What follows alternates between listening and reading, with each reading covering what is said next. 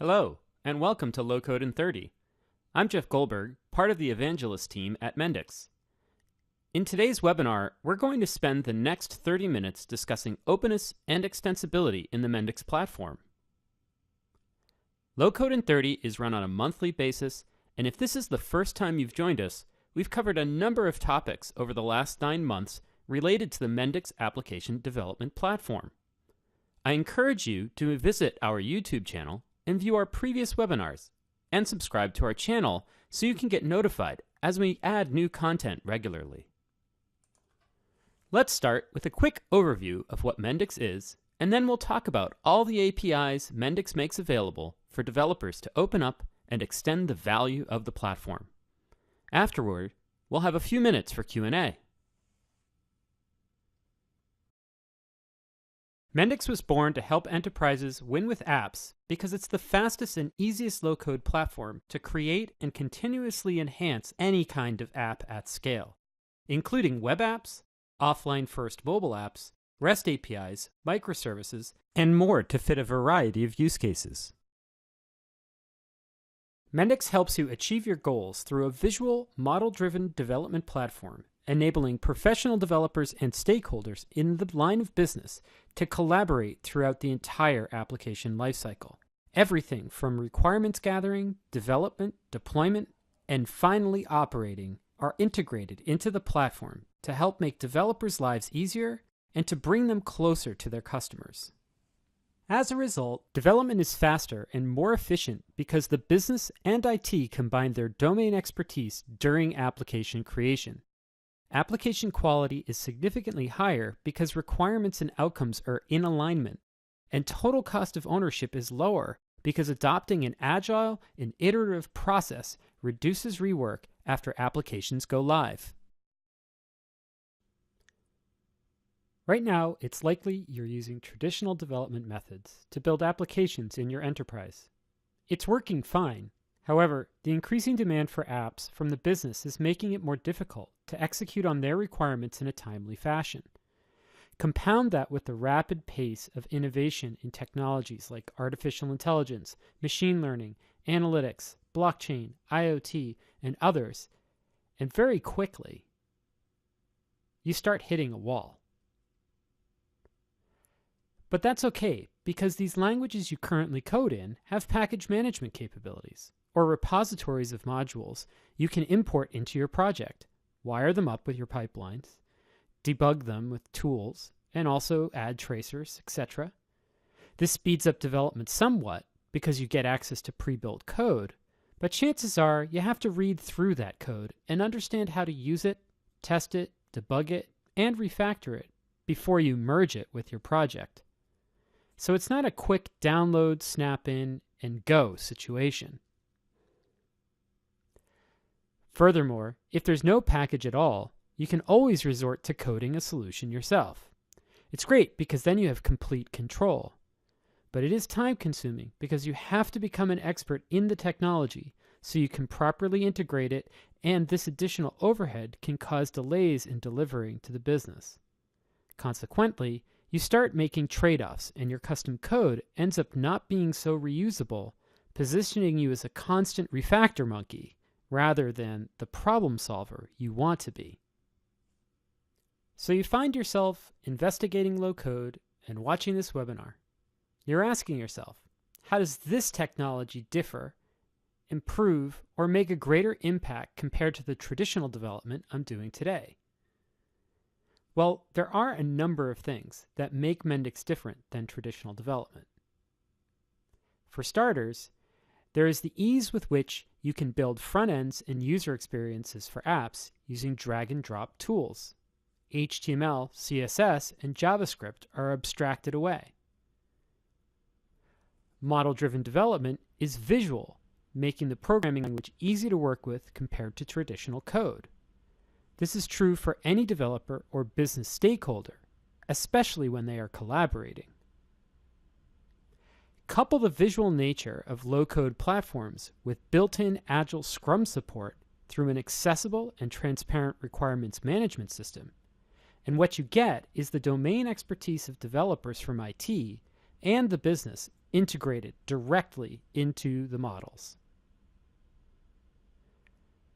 All this may be well and good, but because it's abstracted, you may be thinking there's no way to get under the hood. The platform may be inflexible, thus causing more problems than it actually solves. You balk because of limitations you perceive are deliberate sacrifices intended to make low-code work, limiting the use cases the language can address. Outside of simple interfaces, simple logic, and simple CRUD operations, these platforms can't possibly build anything else, can't be extended with custom code like they say, and they aren't enterprise ready enough to have the openness to tie into existing DevOps tooling. And now you're afraid of being locked in. You see no way out of the platform for the solutions you build because models aren't code. You're afraid if you build a mission-critical application and reach the edge of the low-code platform's capabilities, you can't code your way out of the problem. You'll have to start all over again, not to mention leaving the platform because you think you'll lose everything. But here's the thing. Low-code unlocks the potential for your entire organization to engage in app development, delivering full-stack applications flexibly, abstracting away the limitations of problem-solving, and without holding your code or data hostage. Mendix enables you to make the platform what you want it to be by providing the same APIs we use to build the product.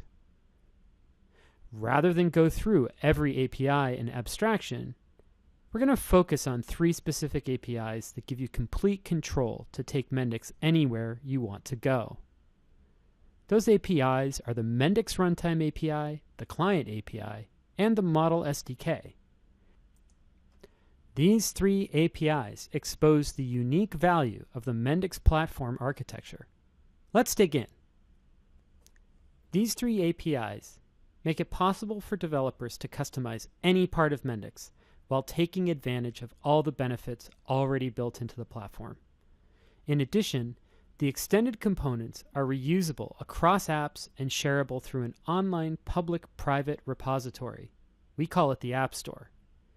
This increases the accessibility of the platform to others because those components are available to anyone, improving developer efficiency and productivity, and ensuring quality and consistency across the customizations of your entire application landscape. Many of low-code's perceived limitations are actually levels of abstraction designed to make developers' lives easier. The visual development capabilities I spoke about earlier are abstractions to make building apps easier. In addition, the platform offers several abstractions for the tedious and time-consuming work required when developers first stand up an application. With Mendix, the platform includes built-in tools to handle provisioning, compute and memory, building packages from a version control system, and deploying apps directly to several different cloud options developers can choose from. Automating these steps through the platform represents significant time savers in the app dev lifecycle and make app development accessible to a greater number of resources because they don't have to reconcile these concerns. Now, that doesn't mean that you have to use these capabilities. You can use the APIs to wire Mendix into your own CI/CD pipelines and DevOps processes.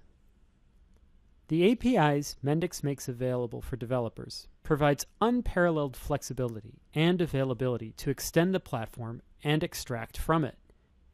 And the additional levels of abstraction the platform offers to automate the application lifecycle enable your entire organization to break through walls and unlock the value you can bring to bear in the market with agility. Let's spend a few minutes seeing how the different APIs can work for you.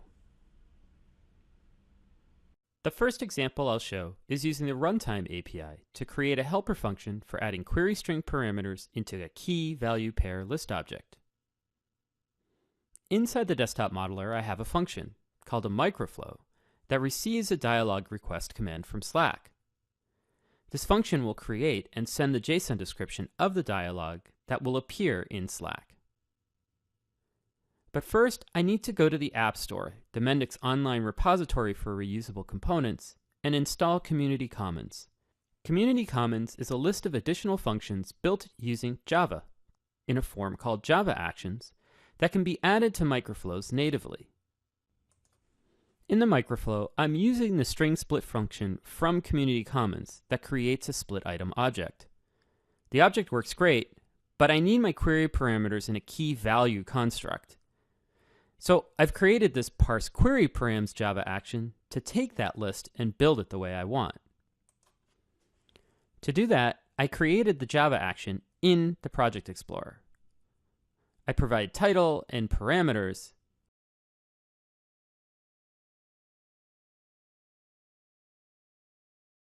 and now the action is created in the modeler. In order to work with it, I'm going to deploy my project to Eclipse. In Eclipse, the model is broken out into different classes. We're interested in the actions that are in that scope. So notice how there's an action I just created with the _2. I'm going to use the version I created previously to illustrate the example. Reviewing the code, Mendix has provided the structure for the action I created a moment ago. In the Begin User Code section, I've added some logging and a reference to a method that will build the list. Scrolling down to that function if written, see how it's between the extra code section? Putting the code in these sections tells Mendix not to overwrite them if I make changes in the modeler and redeploy the project to Eclipse.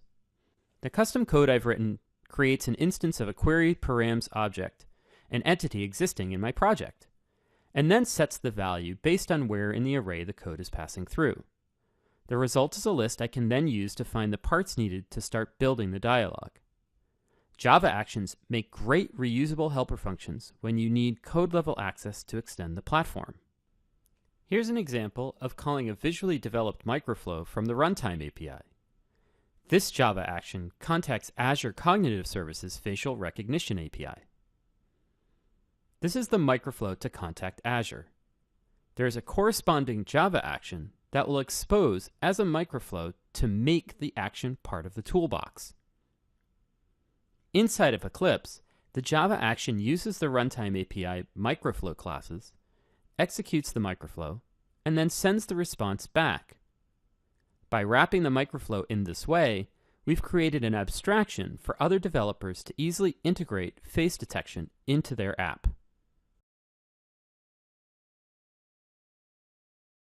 The last example of the Runtime API is simply to show the possibility of writing additional classes in Java that are used by the Java action code Mendix creates. This is a module for performing OAuth authentication. When the app starts, a Java action handler fires to extend a request handler in the app. When a specific URL is sent to request, it triggers code stored in a set of classes designed to process user authentication. So if you have Java code that is already written, it's very easy to lift and shift it into Mendix for reuse in projects. Moreover, after the first lift and shift, packaging the component and hosting it on the Appstore makes a consistent module available for the rest of the team and enhances consistency across projects when this capability is needed. When it's time to enhance the front end with custom widgets, developers use the Mendix Widget Generator along with the client API. We're going to review the Label Selector widget to show you how the API works.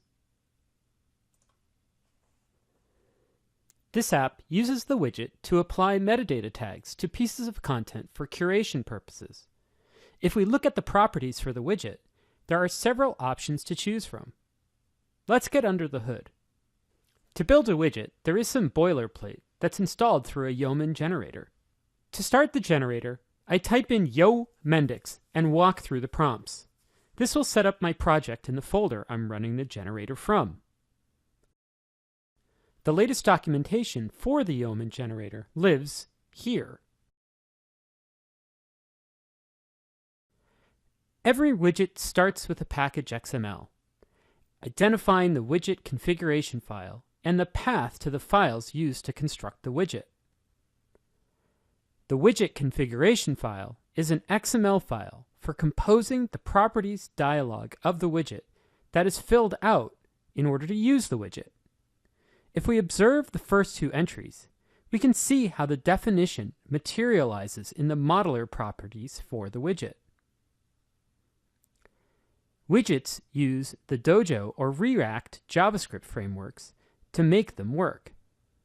If we review the _fetch current tags function, we can see how the client API interacts with the model to obtain the list of tags for the content. Wired up to the client API, custom widgets have all the capabilities of widgets that come standard with the platform. Therefore, they are first-class citizens once they are packaged into Mendix project files. The Model SDK is a TypeScript toolkit for interrogating Mendix application models. In conjunction with the Mendix Platform SDK, it is possible to read from a model to analyze app quality or export security information to support auditing requirements. Writing to a model is possible as well to automate repetitive tasks, update and change domain models or microflows, and build a whole new Mendix app from existing codebases. Here are a couple of examples showing the power of the Mendix Model SDK. The first example creates a domain model in a new order management app I'm building. After installing the proper libraries from NPM and obtaining an API key from the platform portal, the first part of the main program creates a new app and then obtains a handle for a working copy. After connecting to the domain model, it takes only a couple of lines to create entities for customers and invoices. Next, I'll add some attributes to those entities. We need to capture the name and address of customers and the invoice amounts for their orders. Last, I'll create a relationship known as an association in Mendix between a customer and their invoices. When we run the script, we can see the log building out the app. Now let's go into the desktop modeler and open it. From the desktop modeler, I open and download the app. Clicking on the domain model for the app, you can see the two entities we created along with their attributes and associations are created. The Model SDK gives developers tooling to automate virtually anything related to Mendix app development, including making changes to existing apps through external workflow processes or triggered from an action inside another Mendix app. Another example is extracting information from the model. In this case, my colleague Simon Black created a connection to the Model SDK to audit user and module security on a specified app. Let's take a look at his project. In this security audit project, we're connecting to a Mendix app and exporting the security configuration to an Excel file. By supplying the project ID and the project name from the Mendix team server, we're able to open an app for inspection. A set of functions are called to export security information for entities, pages, and microflows. When I run this app, the log shows all of the results, but it's much easier to read in Excel. Opening the resulting file presents a readable view of the security settings for entities, pages, and microflows. The Mendix Model SDK can go so far as to export the entire model for static analysis, or if you're looking to build a template to automate certain aspects of app development. Let's recap. Today, I've shown you that Mendix is an open platform with robust APIs and SDKs for extending the platform. I addressed concerns about flexibility with Java actions and widgets, which enable you to add an abstraction layer on top of custom Java code or JavaScript to build native reusable components for the platform, shareable through an online repository. I explained how the Mendix platform does not enforce limitations. It removes them from a developer's noble purpose, solving business problems, by abstracting the work required to stand up an application project into a one-click operation. And I demonstrated to you how Mendix APIs unlock doors to access model-driven development through code, enabling developers to automate app creation, manipulation, and extraction without compromises. Thanks for watching. Click here to watch more videos and subscribe to the Mendix YouTube channel. See you soon!